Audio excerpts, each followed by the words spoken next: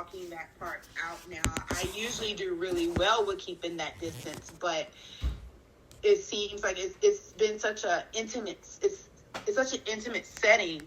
Yeah. That it's almost causing me to let my barriers down. And I have to be mindful of that that transference, and not letting it take over the session for the sake of keeping it client centered. Yeah. So I'm learning that process now, and how to maneuver those waters now in this room. And I'm glad that it came up now, because like I said, I do want to work with this population. So I'm happy that it's happening during the intern, where I have the support and the supervisors to help me with that.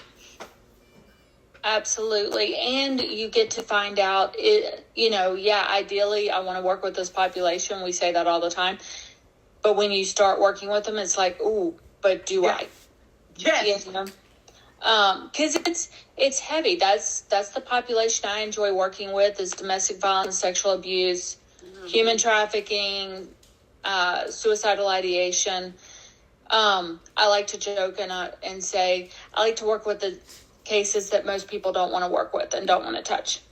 And I like it because it gives me the idea that I'm feeding back into people and helping predominantly women. I mean, I've had some men that have been on the abuse side, but they're less likely to come to counseling for that than women are. So it's very disproportionate, but helping women find their voice again and find their sound. And so there's going to be times where their story's going to hit, and it's going to hit you in a certain place. So my curiosity for you guys, and this is for anybody and everybody who wants to answer, what are your thoughts on showing emotions or having tears or anything, maybe even crying a little bit with a client? What are your thoughts on that? And can I speak on that? Sure. When I was doing groups for substance use last year, I had one of the clients say, and actually it was in October, October 28th. And he said, "Today's the 28th, isn't it?" And I said, "Yeah." And he said, "This is the day my son passed." And having raised 4 kids, that was the one thing that I always said. And I shared this with them. I said, that's the one thing I always prayed for, to never have to deal with. And I always said, give me anything you want, any trial, just don't give me that. Yeah. And by opening up and sharing that and empathizing with it, and it's not, I don't want to understand what it's like, and I'm sorry that you do. And for him, I think his substance use was surrounding to the loss of his son. Absolutely. And there was a lot of healing for him that day, to the point when we were having this conversation in group, it started to rain. And the rain lasted for the duration of his and mine conversation. And it hit him to the point that he wrote me a letter. He actually wrote a poem about the rain falling and how the rain brings cleansing and healing. And so I think it's a good thing that when we feel and we can relate to on some level, as a parent, I don't know what it's like to lose a child, and I don't want to know what it's like to lose a child. I agree. And for him, me doing that brought him a lot of healing. And right then and there, you could see the change in him happen. So that's what I have to say about that. Thank you. Lindsay, I think you had something too, right? Yes, but my internet connection is really weird. I don't know if I'm lagging or... if you want to kind of type it in the chat, if that helps, Okay. um, Or I don't you know. can do that. I don't know if y'all can hear me. I can hear y'all now, it sounds like, but what I've kind of been told by supervisors and then or professors and then just like in the experiences like in the counseling room is like having emotion as long as the focus never goes on to the clinician, like as long as the focus stays on the client like completely. So like if there's a tear because it's just natural, like obviously it's not turning into, you know, where any of the focus goes off of the client. So that's that's what you know, one of the professors or a couple of them have told me, and then or a supervisor, and then yeah, it seems like it's worked because that way it just completely the focus stays on them and does not become about the counselor at all. So thanks. And I agree with that completely, because we don't want to detract and we don't want to become the client.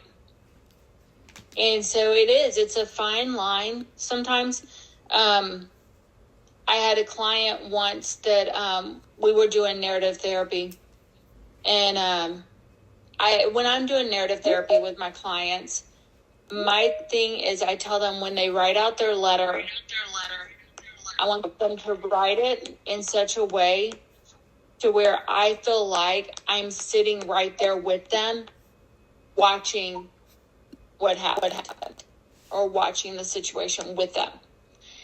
So she lived, she doesn't anymore. She lived in New Orleans, and came home. She was a nurse. She came home from work. She worked a late shift. And when she got to her house, 2 kids came up and pulled a gun on her. And so they thought she was calling the cops because she had something in her hand and they thought it was a phone, and so they ran. And so I told her, I said, I want you to do narrative therapy. I want you to write a letter to those kids, everything that you would love to say to them, and your feelings and your experience in that moment. And I want you to write it so detailed to where I feel like I'm sitting in that car with you. And so she said, okay. Y'all, let me tell you, she did. And I had to take a few minutes to kind of gather myself. And we did by phone, so it wasn't like video, which I was very thankful for. And I'll never forget, I was in my my old office at HCU when I was talking to her. And I was looking out the window and I was taking a couple deep breaths, and I said, I am so sorry. And that's about the best I could come up with at that moment, because it was heavy. But she felt so incredibly light afterwards, which is the point. And that's something that will always stay with me. But it was, if I would have been face to face with her, I probably would have teared up a bit. And y'all, I don't cry in front of people. If I cry in front of you, it means I trust you, you know? And, but that was one of those that it was like, ooh, this hits heavy. And so you're going to have stuff like that just hits you at a certain point. And knowing that it's okay to shed or show emotions as long as you're not detracting from the situation, you know? Corlin? Yeah, I have I have a situation at my site that I need some help with. So, I have an interview tomorrow with another site. Mm-hmm. And more than likely, I will start there on Monday. Okay.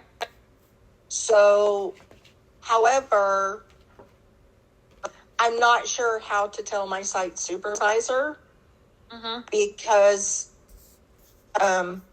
she wouldn't be receptive as to why I'm leaving. Okay. And so I'm kind of unsure as to how to go about saying, yeah, I'm leaving the site without telling her why I'm leaving the site. So one thing to know, you never have to share more than you want to share. Okay. And more than what you feel comfortable sharing. So I think you could say, I felt like this other location was a better fit for me, or my learning goals have changed, and so they're able to accommodate those new goals. I really appreciate what I've learned here, and thank you so much for taking me on. One thing you guys want to always think about is making sure that you don't burn any bridges when you're leaving a site. Now, people are going to have their feelings, okay? My first site I worked at after I had my license, my mentor ran the site, and my mentor's fantastic. I still will reach out to him from time to time. But he got a little irritated with me when I decided to start my own practice. And I gave him first right of refusal because I told him, I said, I feel like God is guiding me to start a practice in Pearland, Friendswood area. And I said, I want to know if this company would be willing to start an office over there. And because we had one in like North Houston, one in Baytown, and one in Pasadena. And so I was like, would y'all be interested in the satellite office in Pearland, Friendswood? And the response I got was, oh, Pearland, Friendswood doesn't need counselors. I'm like, what? Everybody needs access to a counselor, you know? And so I said, then that means I'm going to need to start my own practice because I really feel like God's leading me to start a practice here in this area. And so I don't know why, because I didn't even live in Pearland, Friendswood at the time, you know, and I don't now.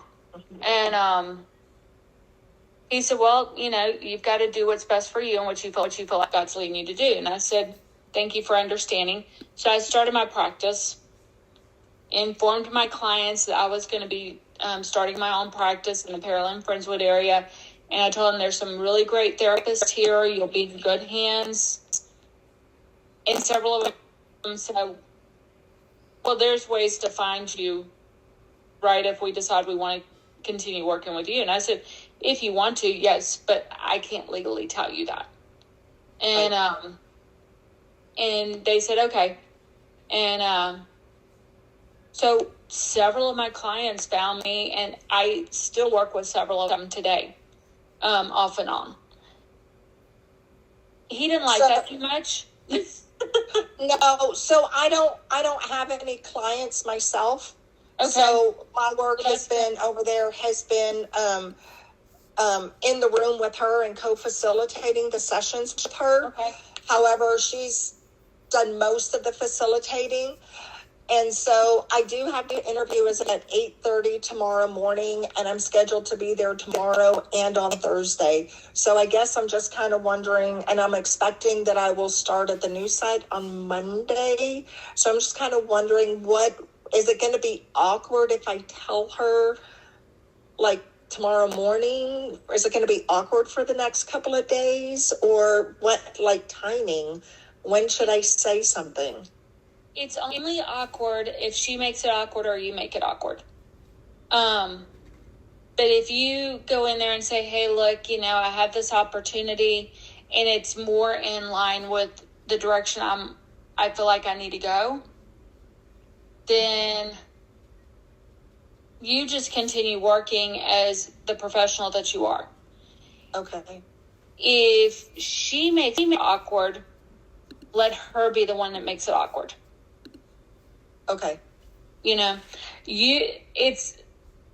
guys, there's going to be times where you're going to be working with somebody and you have to be the one, even though they're the supervisor, you have to be the one to take the high road. And so whatever, if you're walking away from something, you have to decide, I'm going to choose to take the high road. It doesn't matter what this person does. You know, I was dealing with a situation not long ago where it was actually one of our students that did not take the high road. And their site supervisor was trying to do things the right way. But our student iced him out and just would not talk to him. Mm-hmm. You know, guys, we can't do that. We can be irritated. There's times that I don't like what my supervisors want to do at HCU. But they're still my boss. Which means I still need to show that respect and courtesy as such. You know? And so that's the thing you want to make sure that you're doing, Corlin, is that you are taking the high road. You're still being respectful. There is a chance some people will do this. Oh, well, if you're going to go, you just need to go ahead and go now. And that's her option. She's got the choice to be able to do that. I do believe in letting somebody know as soon as you know. Because I think that's, again, that goes back to that common courtesy. But understand that may be the response that you get. You know? Okay. And then if that is the response you get, okay, well, you got 2 or 3 days vacation, and then you start the next place. You know? And so don't sweat it. Just, okay, that's not a problem. I'll gather my stuff, and I will, and hopefully we'll cross paths later on in life, you know, what have you. Again, high road. My most difficult supervisors, if I ran into them today, I could still be nice to them, even though I don't really like them. You know? But it's taking that high road. I'm just thankful I haven't run into any of them. Does that help? I appreciate that. Yeah, it does, because I tend to be very front and to the point, and I'm not always the best at saying what I want to say without saying everything that I want to say. Yeah. You know what I mean? And so I was just kind of like, I don't know how when do I tell her? So that's a good idea, because the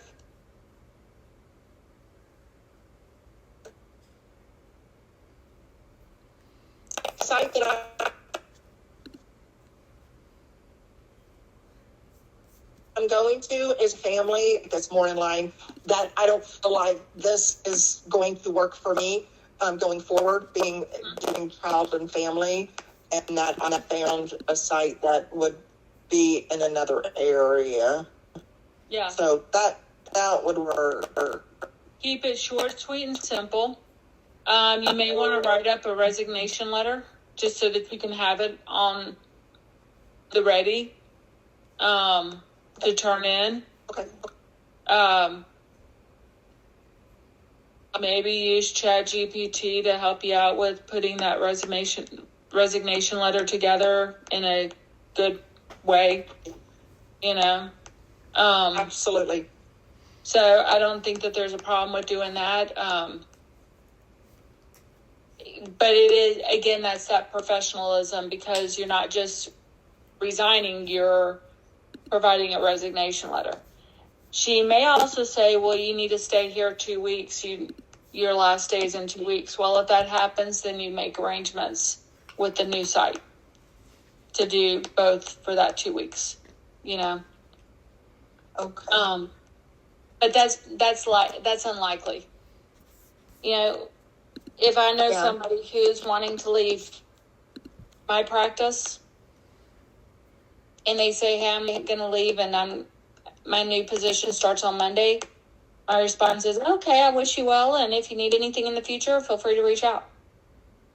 You know? Right. I'm not going to have them stay. Okay. So.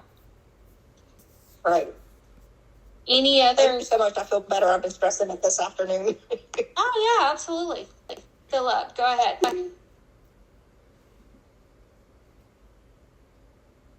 Oh, can you guys hear me? Uh-huh.